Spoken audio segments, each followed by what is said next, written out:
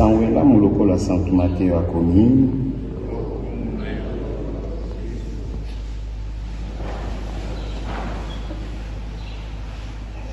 Yezu alobi na baekoli.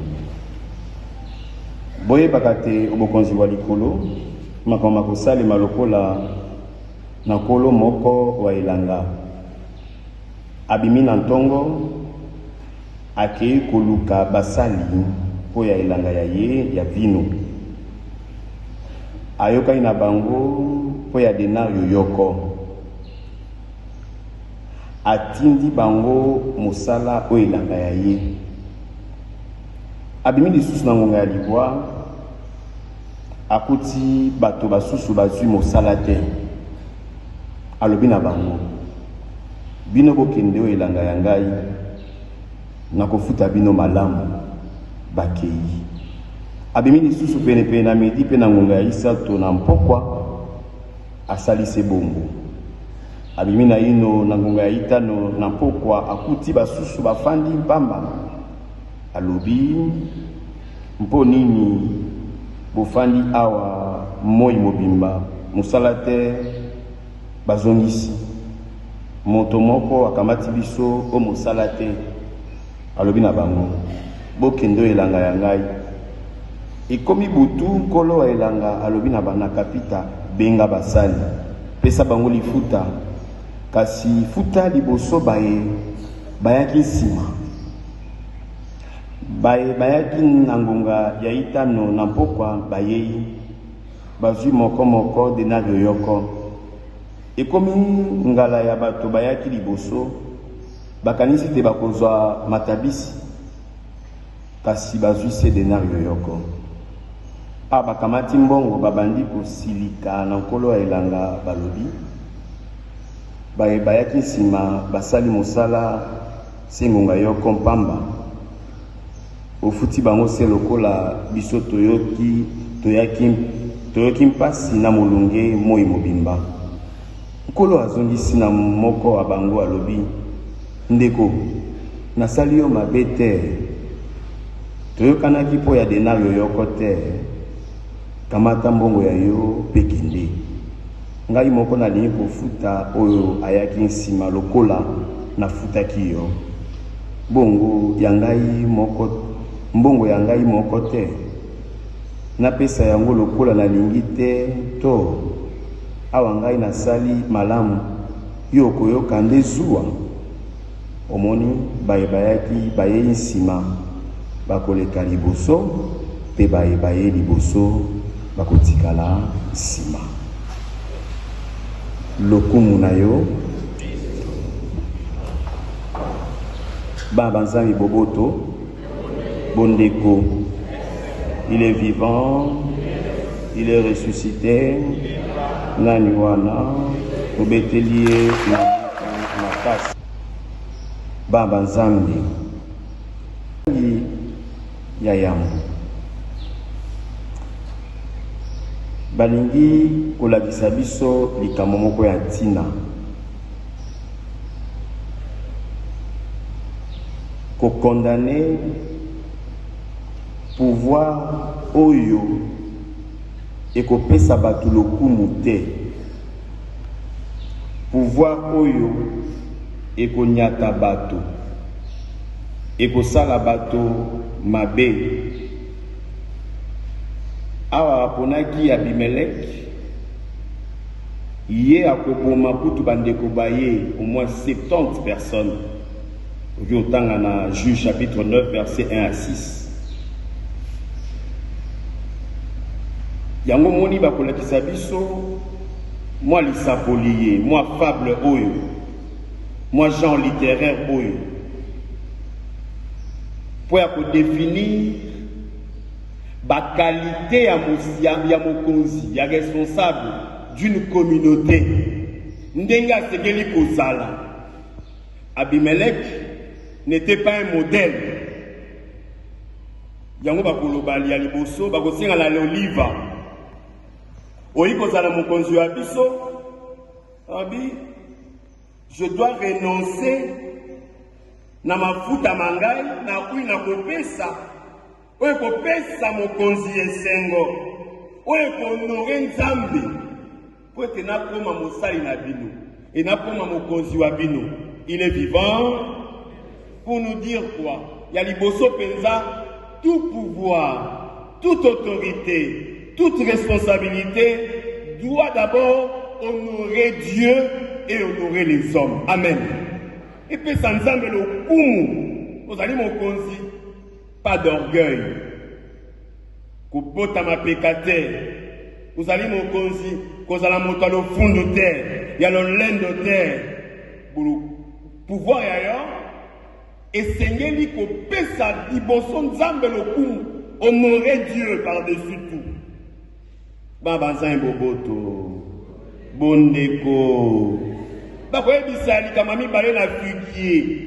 Oyi kozala mokonzi wa biso, abi na renoncer na douceur ya ngai, na saveur na ngai, po ete nakoma mokonzi wa bino.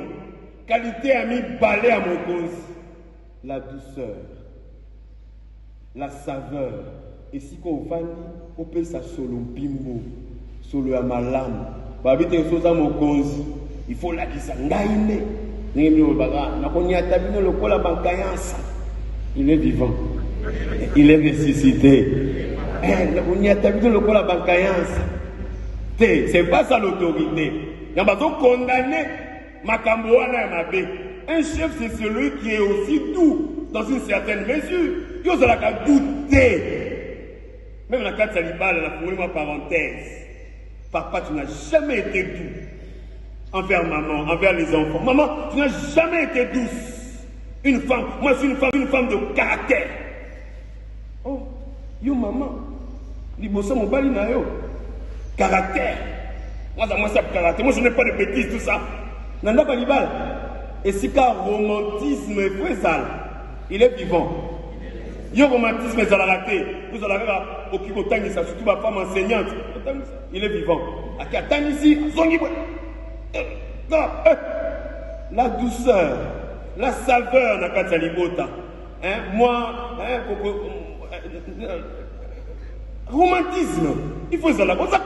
Aux gendarmes, même si aux militaires, même si tu es une femme militaire, la maison c'est autre chose. Ne confondez pas la maison au bureau. Ne confondez pas la maison à la clé. Parce que des fois, on a une élève. C'est pas ça. Quand on a pas sentir les Cambouana.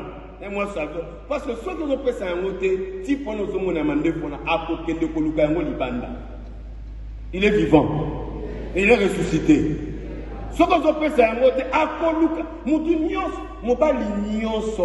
À l'opération qui a yé, à la kimia, à côté de douceur, parce que au PC en côté, à Koluka, Bassi à Boyoma. Il est vivant. Parce citron, na maya moto. Parce que a trouvé un moté. Il doit trouver cela. Azo ina ndaka yoki yango, mo ba lipe lokola. Va sentir que la famille est en train de vivre l'autorité. C'est moi le chef ici. C'est moi le. Osa gendarme dit. Osa époux. Osa époux. Même si tu es ministre, tu rentres à la maison on t'appelle papa, on t'appelle chéri. Amen. Nanda va bien monter directeur, Nanda va bien chéri, va bien papa. Papou. Il est vivant. Il est ressuscité.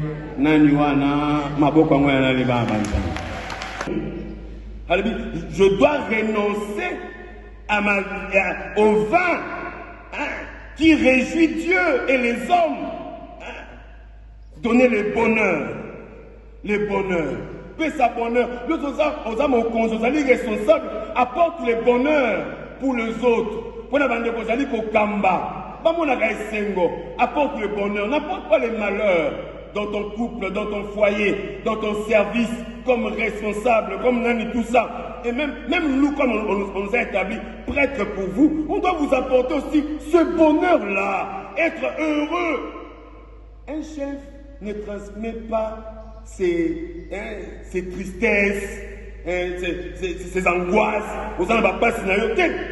Je ne dois pas vous transmettre mes angoisses, moi je dois vous transmettre la joie, le bonheur, parce que vous êtes venus en ce matin avec vos problèmes, c'est pour que vous soyez heureux, heureuse, vous écoutez dans mon conseil, vous c'est ça, être un chef, un responsable, un guide, celui qui apporte le bonheur. Vous voyez déjà dans ma cambo épelé, moi quand vous transmettez ma tristesse, moi je dois vous apporter la joie. Il est vivant. Ça doit être le même, chacun de nous. Et c'est comme ça là, mon salat, il est vivant. Il est ressuscité. Naniwana. Ce que vous avez un zambo bételier ma beau. Bakoué bisana buisson d'épines. Il y a koloba. Ce que vous avez bon, kasi boya kofanda bozwa ombrage ya ngai boya kozwa malili mangai boya kobomba na epai ya ngai walika mwami Samina, je pense. Un chef, c'est celui qui rend service aux autres. Au Kozala, je suis venu non pas pour être servi, mais pour servir et même donner ma vie. Pour autant, dans Marc chapitre 11 verset 42. Ozali Mokonzi. Le premier, c'est le service. C'est le service. Rendre service sans intérêt, sans chercher au thé. Au salaire de bon cœur. Au salaire pour la batubayo terre. Pour la batubayo mon côté, mais pour la bateau basse. Savoir gouverner les autres, être un serviteur des autres. Et ça la moto pour profiter d'un pouvoir. Ça c'est vraiment la note. Et ça te pour profiter au détriment des autres. Non, être un serviteur. Tu es directeur dans une entreprise. Tu es responsable. Tu es même enseignant. Tu es d'abord au service de ces enfants-là, de ces étudiants-là. Tu es ministre, tu es au service de la nation. Tu es au service des autres. Tu es au service de Bandeko. Ozali papa, tu es au service de tes enfants. Tu es au service de ton épouse. Dernièrement, tu travailles d'abord pour ton foyer. Pour ton foyer. Pour ta femme et pour tes enfants. Tu ne travailles pas d'abord pour ta maman, ni pour ton papa. Niet. Ils viennent en deuxième position. Même en troisième position. Lorsque tu pars au travail, là, pour la ville, tout ça, c'est pour que tes enfants mangent. Ta femme soit en bonne santé, qu'elle soit belle. C'est d'abord pour ton foyer, c'est pour tes enfants, c'est pour ton époux. Azala kitoko, otala ye mandef bakata yango bien. Batie ba kwa malamu, azala kitoko, somene pe ba pomade, maboko za lokola hein, et be kuba te ba kotanga ba métier mususu te. Azala pe loboko pete. C'est comme ça. Être un serviteur des autres. Et moi également, comme prêtre, être à votre service. Bien que des fois on l'aime tout ça, mais être au service de son peuple. Yango Ana, il est vivant, il est ressuscité. On ne vient pas dans un pouvoir, dans un service pour la assujettir bateau, on commence à profiter au détriment des autres. Non, c'est ce que nous vivons au pays ici. Au commerce ici, bon, il faut fêter, bon, tu vas poudre, bon, tu vas poudre pour lui. Eh ben, nous mettons la vie, poudre. Parce que vous évitez, Bengala. Ngala peuple était ngala bino. Il est vivant. Il est ressuscité. Ngala bino, to ngala peuple. Baba nzambe nzamba sa isa biso lokola yemoko ba l'exception na litanga ya sangoela. Ndenge yemoko a embauché, il a donné le service aux gens. À l'unité bato ba vivre le bagoïgoï, mais a embauché biso. Le peuple, la vigne en fait, c'est ce peuple choisi, c'est Israël. Et c'est son alliance qu'il conclut. C'est ce peuple rejeté, les païens. Et alors Jésus ne rejette personne, il nous prend tout le monde, il considère tout le monde, il veut que tout le monde vive heureux et épanoui. Que le Seigneur nous bénisse pour que nous soyons des femmes et des hommes heureux dans notre vie. Amen.